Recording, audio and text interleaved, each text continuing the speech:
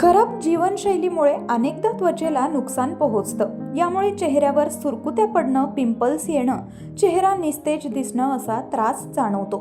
धावपळीच्या जीवनात त्वचेची काळजी घेणं अत्यंत महत्त्वाचं आहे। आपण अनेकदा असं ऐकलं असेल की तांदळाचं पाणी त्वचेसाठी फायदेशीर असतं, पण तुम्हाला माहिती आहे का, तांदळासह डाळीच्या पाण्याचाही त्वचेला फायदा होत असतो।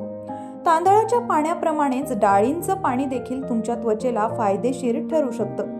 डाळ शिजल्यावर ते पाणी प्यावं, त्यात असलेले प्रथिन आणि खनिजे त्वचेसाठी फायदेशीर असतात आणि त्वचेच्या मृत पेशी निघून जातात। या व्यतिरिक्त मसूर किंवा मूग डाळीच्या पिठाचा वापर करून तुम्ही फेस पॅक बनवला तर चेहऱ्याचा रंग उजळतो। निरोगी त्वचेसाठी नैसर्गिक घटकांचा वापर करणं अत्यंत आवश्यक आहे।